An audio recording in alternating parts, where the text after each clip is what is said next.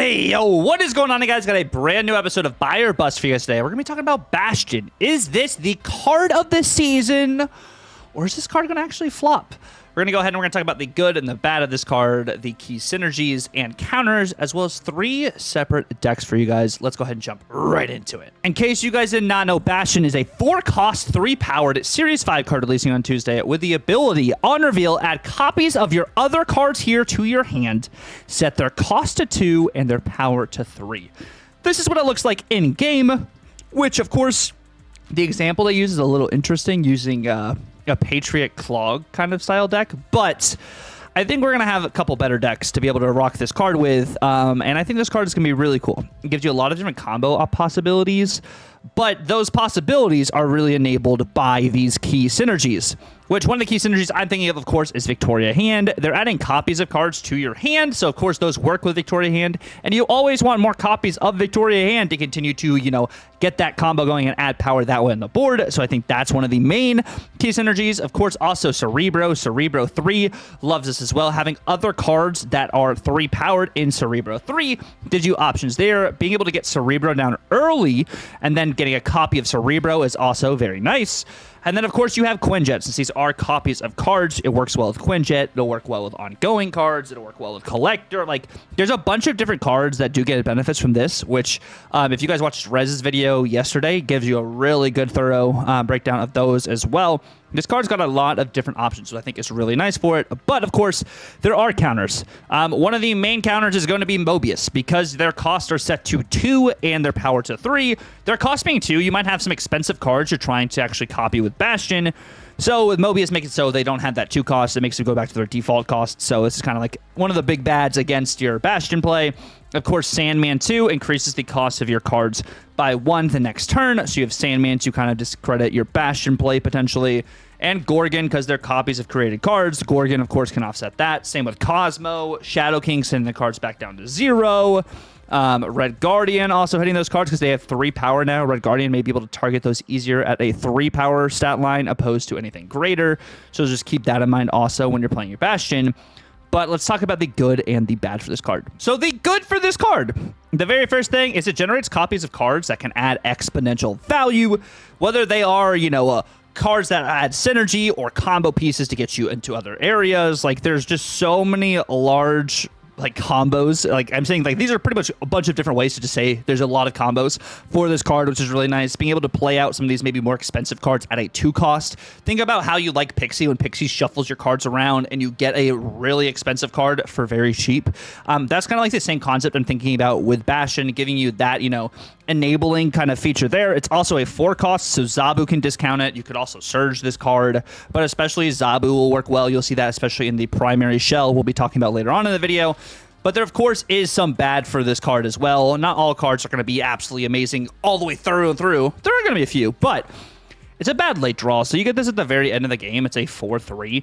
If you don't have Limbo down, it's just something that generates cards in your hand. Well, maybe you can get a combo going that way. Maybe you're playing a collector deck, so you're able to do that maybe with the bad draw. Or you're setting up for a Kahori maybe. Or maybe if you are running Devil Dinosaur, probably not. But it's a bad late draw. You know, you might have to clog a lane potentially too if you really want to hit all 3 cards. Since this is a set card and not a spell or a skill, it doesn't just evaporate after it leaves a lane, except in one deck it might. But that's kind of like what I was thinking there. It might clog your hand, or not clog your hand, potentially clog your hand, but clog your board, because you're trying to get 3 cards in one lane, potentially.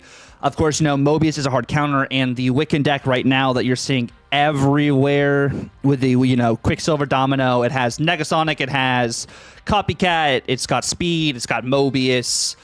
You know, like, those are just some main really awful counters for this especially. That's kind of like one of the main things I'm thinking about here with Mobius hard counters. Or you're already seeing Mobius maybe back into Surfer. You're seeing Mobius in a large kind of variety of things now. Why does negative is kind of flown under the radar? Not really. You're seeing as much negative. Mobius still is around, and it's also because of negative. So just think about that. And it's kind of predictable. So if you're setting cards up and they're your key combo cards in that lane, your opponent might assume you're going to Bastion that lane anyways, and they may offset it. So, like, Juggernaut that lane, Cosmo that lane.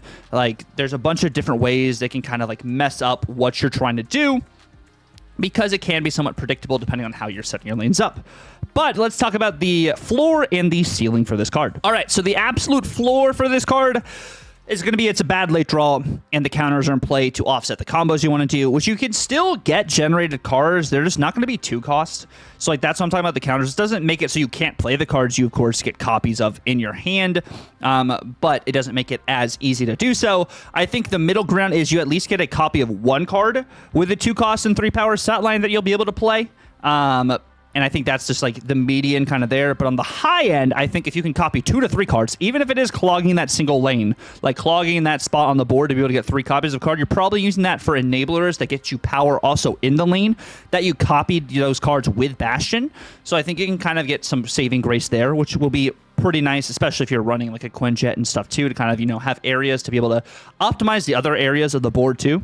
But I think that is going to be the ceiling for this card. But let's break down these 3 decks that I have brewed for Bastion. So starting off first, we have Drone Hands, playing on kind of like the Sentinel kind of thing. This is pretty much like the Victoria Hand kind of tech list that I've been messing around with, like a bunch of different 12 cards I've been doing here. I did this kind of last week with Moira, which if you guys checked out the video last week with Moira was absolutely awesome. Now she's actually, not bugged anymore, so you can get better value with that deck, which I think is really cool. But you have Bastion copying either Victoria Hand, potentially copying your Iron Patriot cards. You have Quinjet. You could also Shadow King those cards back to their original power if you want to, or use that as another tech piece. Of course, you're really just trying to copy Victoria Hand as one of your main things with Bastion, but any cards that do get copied here give you Victoria Hand value too, because they're generated cards in your hand, so they will get that +2 ongoing power from Victoria Hand as well. I think you maybe could go even more into copy stuff or more into some ongoing cards kind of stuff in here. Maybe even like a Moonstone would be interesting, or maybe you run a Luke Cage to offset that. I don't know. But I think there's a lot of really cool things I think you can do with this. You're just generating cards in general. So I think Victoria Hand, of course, is one of the main homes. And then, of course, you have Quinjet for that too. And then you have I'm a Villain Bro, because you have Cerebro with Bastion, kind of a play on the X-Men kind of villain stuff there.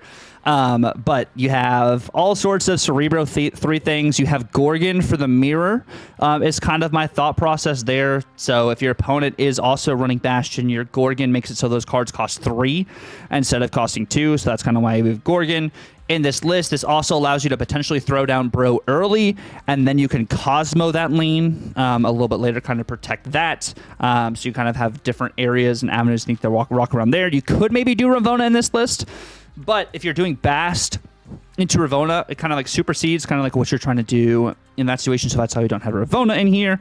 And then, of course, we have the ongoing deck I was talking about, which we have Astral Projection in here as a potential get Bastion out early or even Spectrum early. Very similar to like the ongoing shell you've been seeing around in a bunch of places. The Mercury Moonstone interaction still is a thing. Mercury and Moonstone on the same lane allows you to move Moonstone to another lane, which is really nice. You have Gorgon also, because I think it might be just a Gorgon week, I think, with all the copy of cards, because that's 3 cards that Gorgon affects because they're copies with Bastion. And, of course, you have Mobius also into that, too, to be able to offset any copies of cards that people are going to be doing, because I think Bastion is probably going to be a popular card this week in this season, so I think a lot of people are going to be running that. So we have some counters for that, and we're running Quinjet as well, so we can get better value from our Bastion cards, too. Maybe you want to run Luke Cage in this, potentially, but I think like most of the cards here that get hit with Bastion are going to really benefit from being a 3-2 or a 2-3 getting in instead of, Mobius at maybe, not Spectrums because you're playing Spectrum last, but like your Moonstone at a 2-3, maybe not, but all the other cards for sure are going to feel good at like a 2-3. But those are going to be the general decks we have over here. But let's talk about Bastion. I think Bastion is going to be incredibly strong. I think this card is going to be really, really solid. It's going to be fairly flexible too, with more than just like 2 or 3 homes. I think there's going to be other ways that people kind of mess around with this card and get some value. So I'm not surprised about that. Will it get adjusted? Maybe they increase the cost of the card or decrease its power itself. Something like that I could see maybe happening if this is too good. But I do think this card is going to be very strong. There's, of course, going to be a lot of counters probably the first week this does come out, so just keep that in mind. Just because counters exist doesn't mean the card is bad, or people are playing the counters doesn't mean the card is bad. It's going to be probably a big counter or play this card kind of week, or you're going to be running counters and the card in this deck, which is like what we were talking about with the Mobius ongoing list, as well as the other list that we were playing too. Not in the Victoria Hand list, but in like the Cerebro 3 list, having Gorgon as a counter as well, kind of so you're playing with both. kind of, I think, is what's going to happen here, which is why I do think this card is a snap. I think if you're going to get any card this season, I think this is probably something you should have high on your list of cards. I think that you should really gravitate towards. But I do say that with the thought process that, you know, you guys need to play what you guys want to play and buy what you guys want to buy. Resources are scarce still in Snap. That is no news to anyone. But I'm running low on resources. Like, I'm not opening for Series 4 cards. Like, this month, I'm only getting Series 5 cards. And hopefully I get lucky.